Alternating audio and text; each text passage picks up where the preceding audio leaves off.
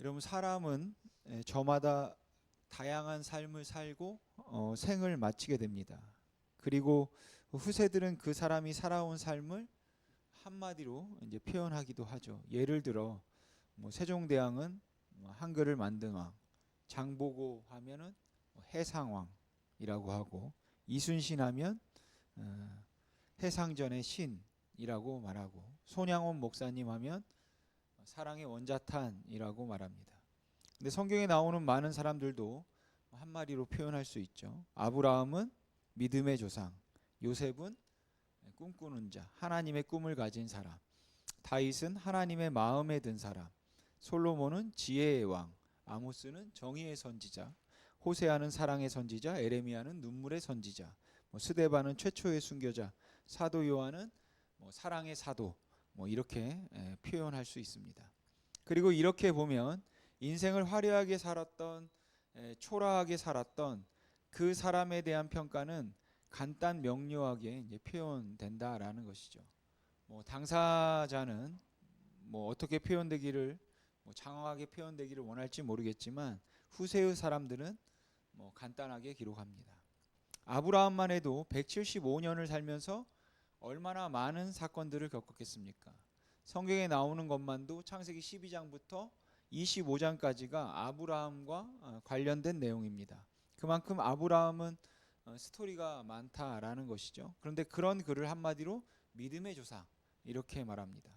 모세도 120년을 살면서 이스라엘 백성들과 광야에서 수없이 많은 일을 겪었습니다. 그런데 모세를 가리켜 출애굽을 시킨 민족의 지도자라고 또 압축해서 말하죠.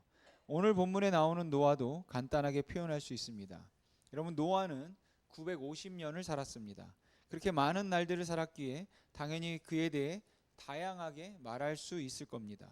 그런데 성경은 오늘 본문 9절을 보면 노아는 의인이요 당대의 완전한 자다 라고 간단하게 말합니다. 그런데 사실 노아는 의인은 아니죠. 왜냐하면 로마서 3장에서 의인은 없나니 하나도 없다라고 말씀하고 있기 때문입니다. 또한 노아는 완전한 사람도 아닙니다. 여러분, 완전하다는 것은 흠이 없다는 말인데, 노아는 아담의 후손이기 때문에 원죄를 가지고 있습니다.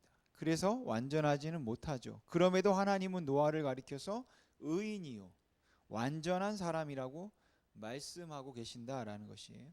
그 이유가 어디에 있겠습니까? 오늘 본문 9절 말씀 우리 다시 한번 같이 읽어보겠습니다. 시작. 이것이 노아의 족본이라.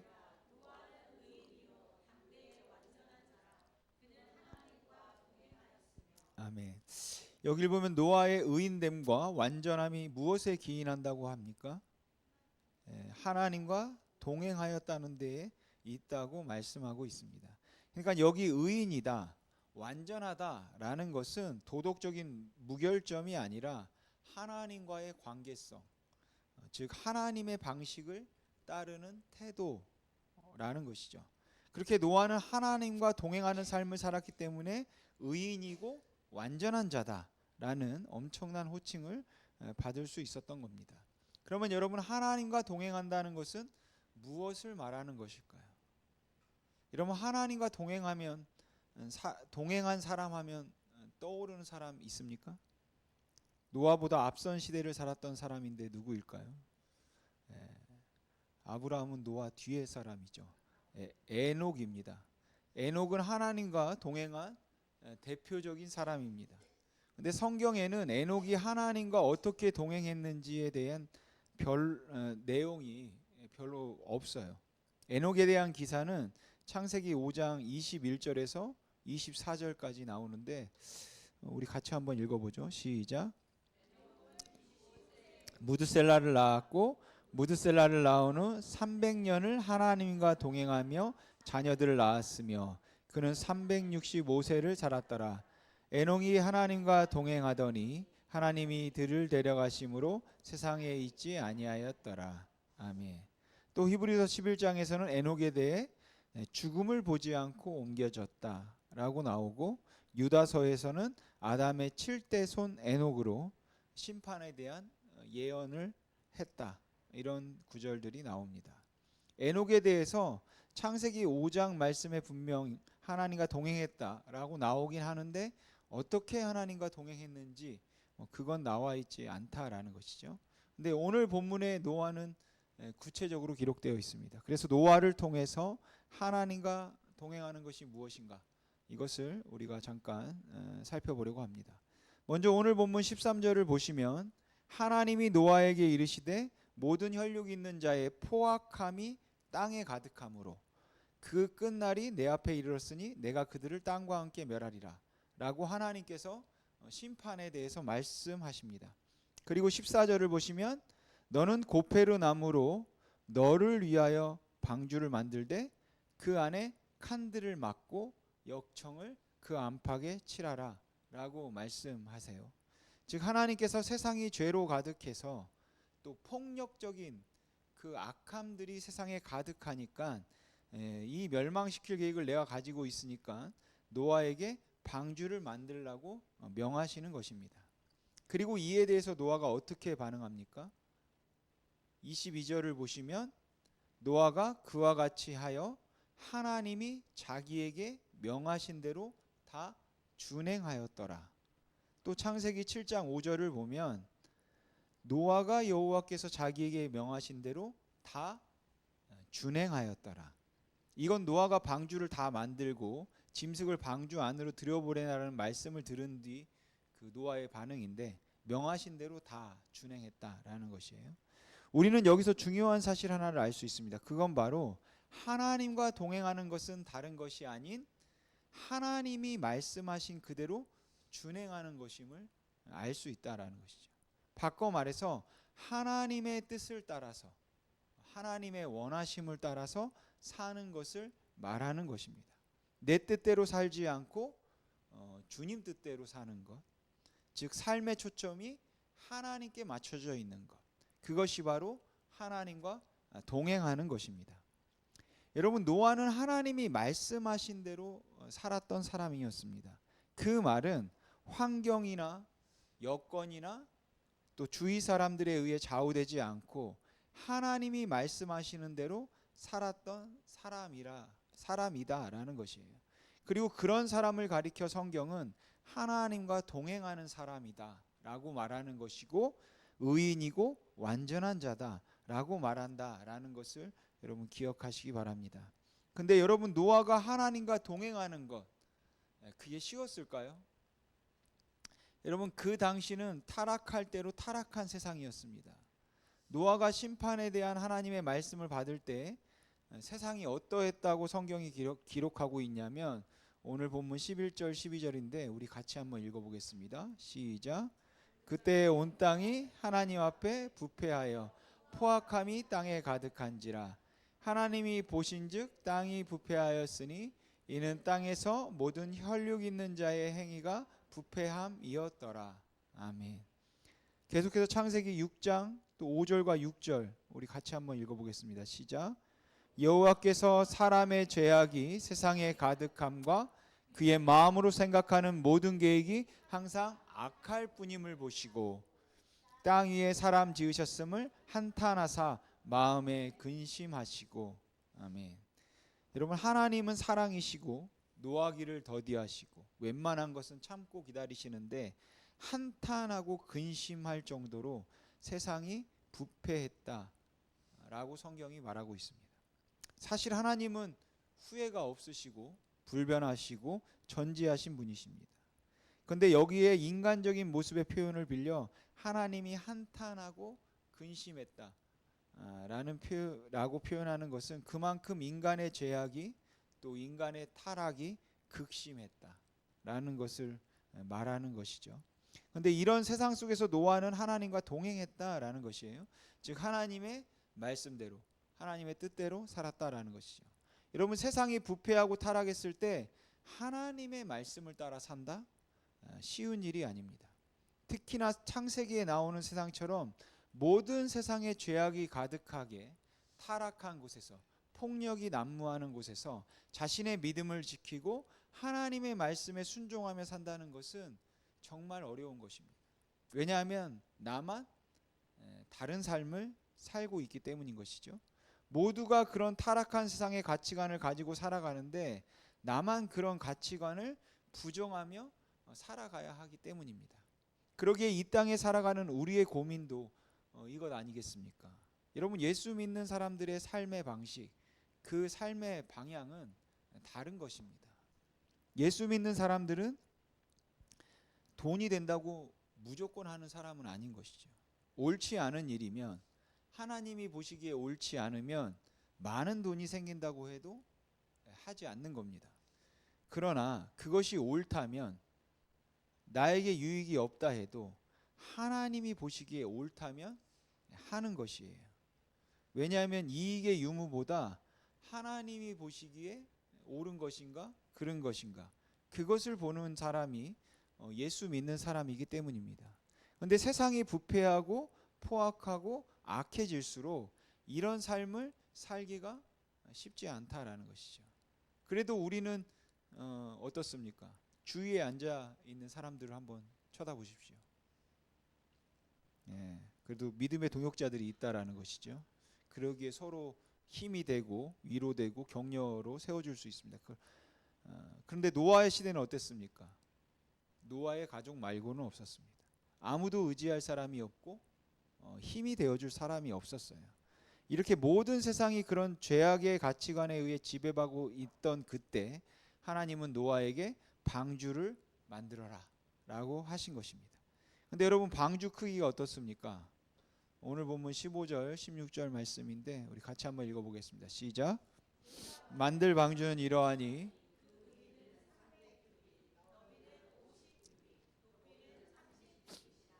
거기에 창을 내되 위에서부터 한 규빗에 내고 그 문은 옆으로 내고 상중하 3층으로 할지니라.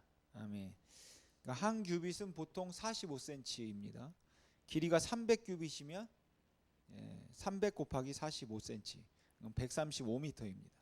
너비는 50규빗, 22.5m, 높이는 30규빗, 13.5m입니다. 더 쉽게 이해하자면 방주가 3층인데 다 합하면 면적이 농구장 20배가 넘습니다. 그냥 우리가 흔히 볼 수 있는 오동도 앞에 유람선이 아니라 항공모함과도 같은 그런 굉장히 우리가 여객선 같이 굉장히 큰 사이즈 있잖아요. 그런 크기입니다. 근데 그 당시에 크레인이 있었나요? 예, 전기톱도 없고 기중기도 없습니다. 지금과 같은 그런 도구나 기구들이 없죠. 그러니까 현저히 떨어지는 도구들로 방주를 만드는 거죠. 나무도 직접 도끼로 베어야 하고, 그런데 그게 작은 배가 아니고 엄청 큰 배니까 나무도 이런 나무 아니겠죠. 막 엄청난 이렇게 손으로 두 팔 벌려 안을 수 없는 그런 큰 나무겠죠.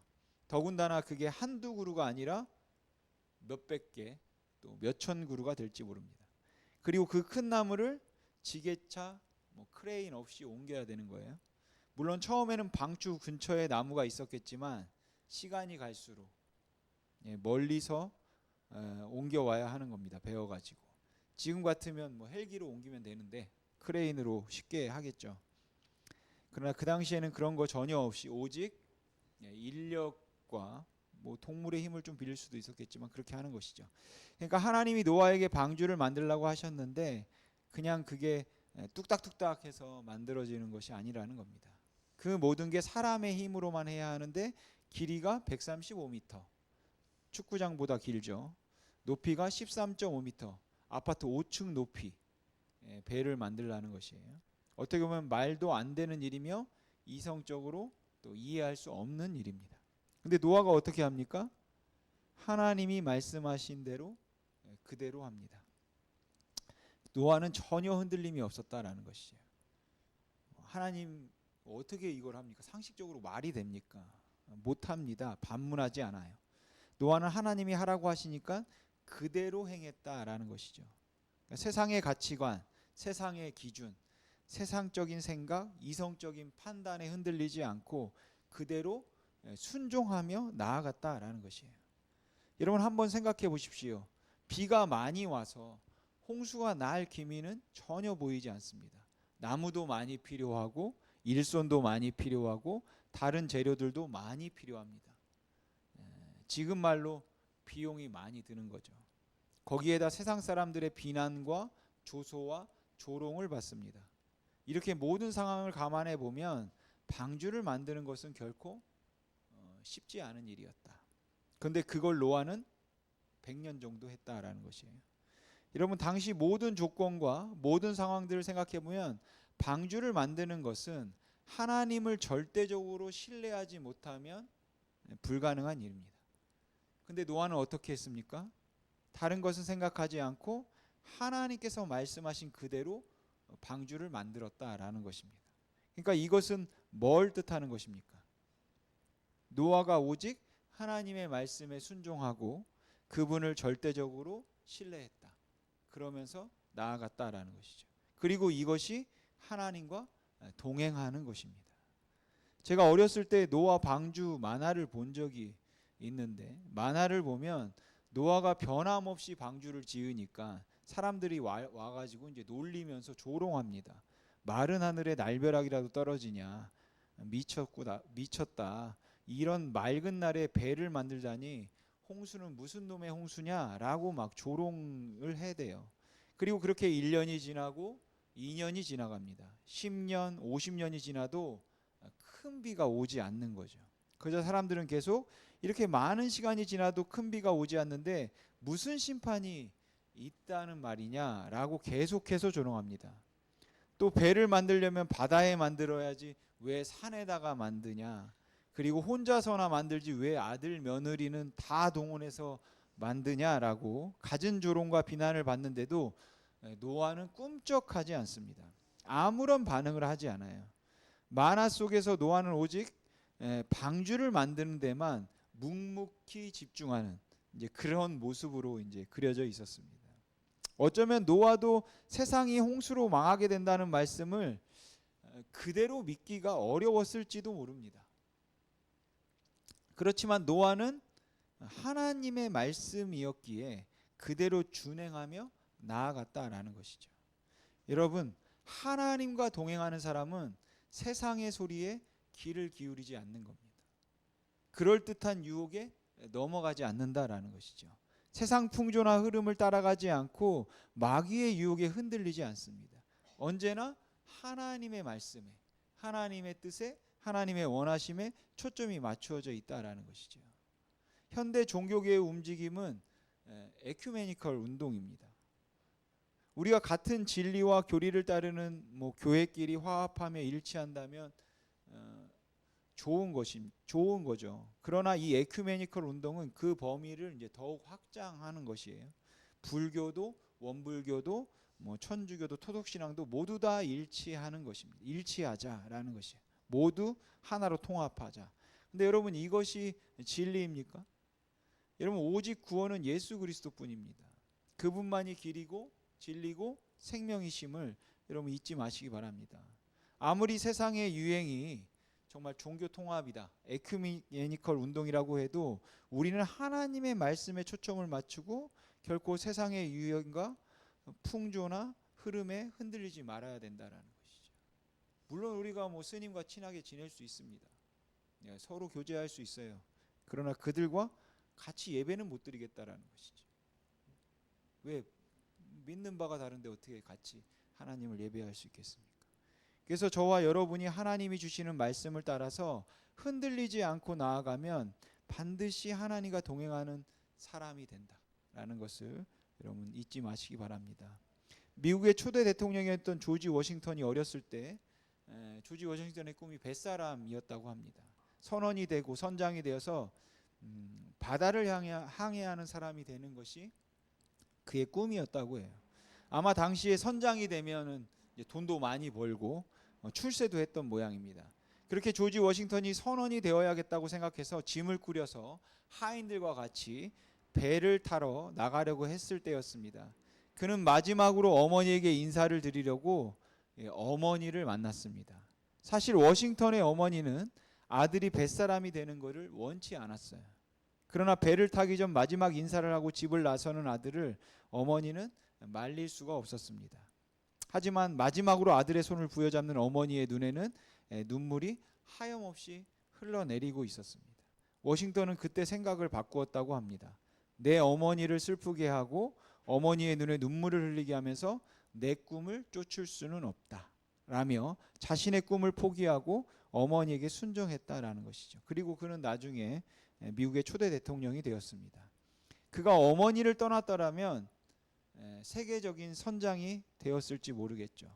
자신의 꿈을 이루고 또 큰 뜻을 이루었을 겁니다. 그러나 그가 어머니를 슬프게 할 수 없다. 어머니의 뜻에 순종해서 어머니와 함께 살아가야겠다라고 했을 때 그는 선장은 못 됐지만 미국의 초대 대통령이 되었다라는 것이죠. 마찬가지로 우리도 내 뜻을 내려놓고 하나님의 뜻을 따를 때 우리의 삶이 달라지는 겁니다. 물론 세상에서 성공하지 못할 수 있지만 하나님의 사람이 될 수 있어요. 세상의 흐름이 이쪽이라고 해도 거기에 하나님의 뜻이 없다면 따라가지 않는 거죠. 많은 사람들이 가는 길이라 해도 그 길에 하나님의 뜻이 없다면 따르지 않고 하나님의 말씀을 따라가는 사람이 결국 최후에 승리하는 것입니다. 그러기에 우리는 하나님과 동행해야 하는 것이에요. 여러분, 하나님과 동행하는 것이 복입니다. 하나님의 뜻에 내 뜻을 맞추고 하나님의 생각에 내 생각을 맞추어 나아가는 것, 여러분 그게 복이다라는 것이죠. 성령께서 우리와 함께 하셔서 하나님과 동행하는 것이 복인 겁니다. 하나님이 나와 함께하는 것도 복이지만 내가 하나님과 동행하는 것이 진정한 복임을 여러분 잊지 마시기 바랍니다. 근데 여러분, 그 동행하는 길을 가는 것이 정말 하나님의 뜻을 따르는 것, 하나님의 원하심을 쫓는 것, 하나님의 말씀을 따라 사는 것, 여러분 그 길을 가는 것이 굉장히 오래, 때로는 시간이 오래 걸릴 수도 있다라는 것이죠. 그래도 우리는 변함없이 노아처럼 가야 한다라는 것입니다. 때로는 그 길이 외롭고 힘들 수도 있습니다. 조롱과 조소를 받을 수도 있습니다. 그래도 변함없이 가야 된다라는 것이죠. 그리고 그때 필요한 것이 믿음인 겁니다. 우리 같이 히브리서 12장 2절 말씀 같이 한번 읽어보겠습니다. 시작. 믿음의 주여